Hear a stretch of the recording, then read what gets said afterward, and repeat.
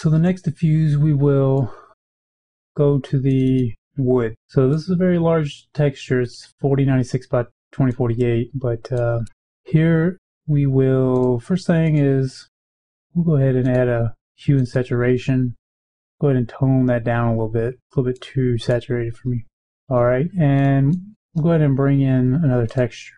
And here is another one that a good friend took. He got a new camera. It's a Canon 40D. It's a very nice camera. And he's been out taking some pictures for potential E3D. So we'll see how that turns out. So I want to throw this on there, but if I leave it at this scale, then it's the size of these cuts in the wood would be too big. Another thing you have to keep in mind when you're texturing is the size of the details in the texture. You can grab a texture from here or from someone else, and then you drop it in, and details could just be way too big or small. So we'll go ahead and zoom in. Try that. We'll put this over so we can see really quick where our texture starts and stops, and it gets a little confusing. So one trick I like to do is I like going to the ambient occlusion, double clicking it into layer style, and giving it like a stroke so you can see what's going on. Sometimes that can be a little annoying, so you just make the stroke even bigger. It's going to fill the other areas, and then you could just say, you can give it a blend mode of multiply or whatever, and give it not a solid red, just like a gray or something, or black. So I'll just give it a solid gray, and I won't do a multiplier or anything. I'll leave it white like that. Now you can kind of see a little bit better the separation of your pieces. And you can toggle it on and off like that.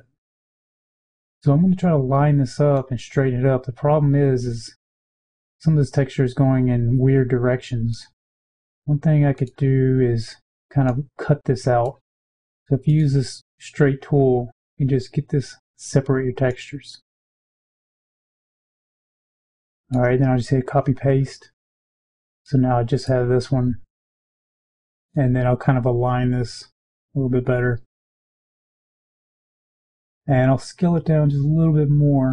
And what I want to do is, I need to tile this up. So to just do that real quick, I will duplicate the layer, bring it up, just let it overlap some, and give it a mask, just like we did with the tiling texture in the intro, and pick more of a rigid brush. So we'll pick something like this, and we'll just paint in. It can be hard to find a good rigid brush, but I know there's some in here. So you can see there, I'm just totally erasing it. We'll put it back. And this one just it's a little bit too rigid. So it's definitely a fine balance. You can't go wrong with this brush. I'll just go ahead and zoom in a little bit. And you see how it won't let you pan outside of this? If you go ahead and press F again, unfortunately it goes full screen and breaks the capture area, but this is the way you would break outside of those boundaries. So I'll go ahead and go back the way it was. But for you, on the other end, if you want to be able to pan outside of this area, you can just press F a couple times. All right. And now that we already have sort of a mask here, we will go ahead and duplicate this again. Just shift drag it up. If you hold down shift and drag, it'll kind of it'll try to lock it on the axis you're dragging. So we'll go ahead and put it here.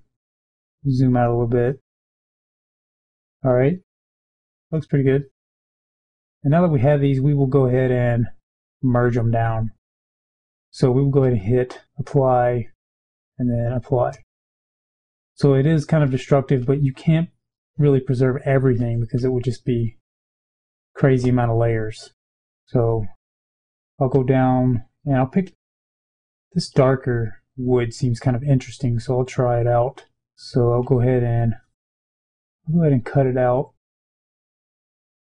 copy paste, and we'll go ahead and turn this back on, and we'll kind of straighten it up a little bit. And as long as this is under there, you don't have to worry about it. So we'll let this be for both of these. I think these are the ones at the top. Now also, I would like to get some of these other ones and maybe mix them in. Key to getting good textures is to find good diffuse light. That way you don't have any light direction or shadows. This texture has a pretty good job of it. So on this one, the scale is pretty big. So before I transform, I'm going to clone it because I'm pretty sure I'm going to use this in some other places. And we'll just put it right here. And we'll go back to the other one, go up to these, and we'll drag this under the main one. So when we drag it over, it doesn't interfere. And we'll go ahead and drag a couple clones of this out. We'll hide this. Now you see it looks it's pretty ugly with the tiling, but it's really hard to tell with all the shadows and everything. So it is good to try to line up some of these details and even bring them over so you can see them on the lit surface. So we'll go ahead and drag another one and just plop it underneath that we have something over here. Alright, a little dirty, a little quick, but the key here is to get something quick in there that we can evaluate and make adjustments.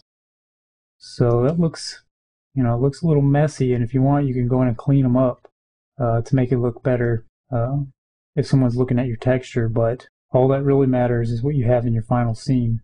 We'll go ahead and hit save for this, and we will hit wood diffuse, which will create the target for us. And now let's put some kind of metal right here. So we will close this, and let's see what else. So we have this, and we also have some rust that we'll try out, and we will drag these into our scene. And that keeps popping up because I keep dragging into itself. The Wacom is pretty sensitive. Alright, so you can already see it's getting a little messy, so we'll go ahead and make a couple folders for our wood and our metal. Alright, so in the metal here, and this was the old one, so we'll go ahead and delete that old wood. And this one is, I'm not sure. So we definitely want to keep that. So we'll put it in the wood. Alright. So for the metal, we just want something here over these parts. So we'll put one up here. And you'll notice how it's going over. One quick way to mask this stuff out, and is a really good use that we have of this diffuse texture that we created, is you can just select the magic wand and then of course select any of the color that we had. This was for all the metals. And once you have that selection, you just make sure contiguous is unchecked to get it all. You just select the folder and then click the mask button. And now you can have all the metal in here you want, and it's only going to be where those metal pieces are. So you don't have to worry about it interfering with some of the others. And if you just do the shift click, then it'll hide that mask, and that's something I'm going to be doing a lot.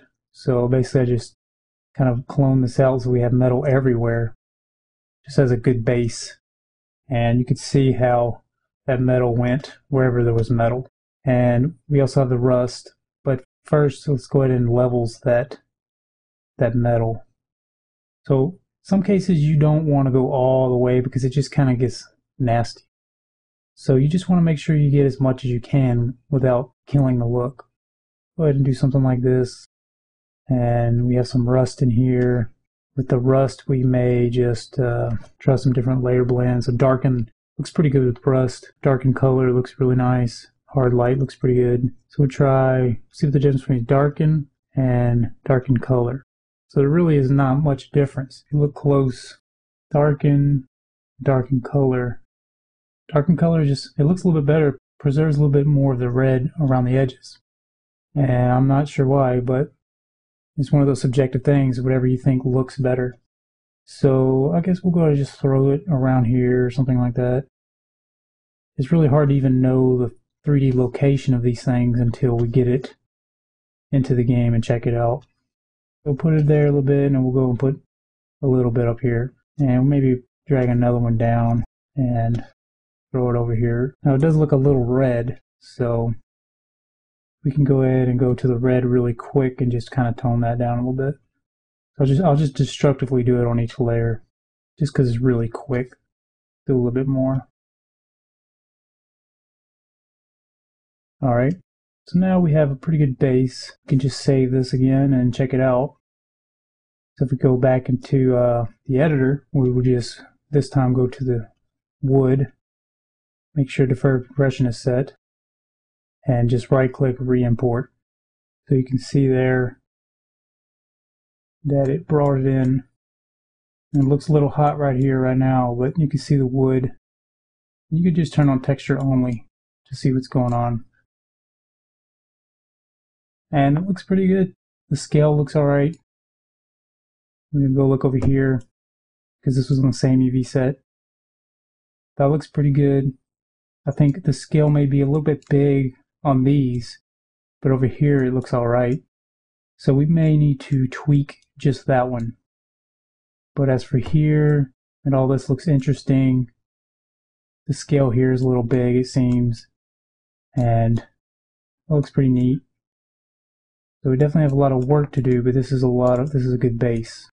Go back to Photoshop, and real quick, we'll go back to these. We'll go to our wood folder, and just select these 4, and hit Control T.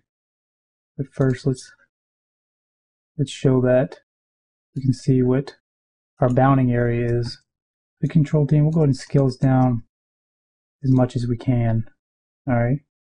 Hopefully that's better, but we'll have to see. And the same thing with the rust. We will scale the rust down just a little, give it a little bit more pixel density on the surface. Alright, and it did seem that this was a little hot, so we will darken it just a little, but we won't darken it by pulling these out. We'll darken it by moving this middle one a little bit. That way we keep the range. And while we're at it, I don't think we leveled the wood. So let's go ahead and check that out. So you see there is some range we're missing, and it's making it look dark in our lighting. So let's go ahead and brighten it up some and bring in the dark just a little. Now you'll see how much this adds in a lit environment. It's easy to get away with not leveling your textures whenever you're controlling, a small scene in 3D Max, or you're adjusting the light according to the textures or so forth, but it really saves a lot of work if you just do it right in the texturing job. Go ahead and hit re-import, and we'll close this, and you'll see how much better just this pole stands out. Now that when the light hits it at a value of 1, it doesn't stay dark. And same thing with this. I think that those pixels look a little bit better, smaller. And we'll look over here, and that looks a little better, but some of that detail is kind of weird. So we may have to move that around. And we'll look up here, and that looks a lot better. So that's a pretty good start for the wood diffuse. And we'll call that one done for now. And then we'll move on to the next one.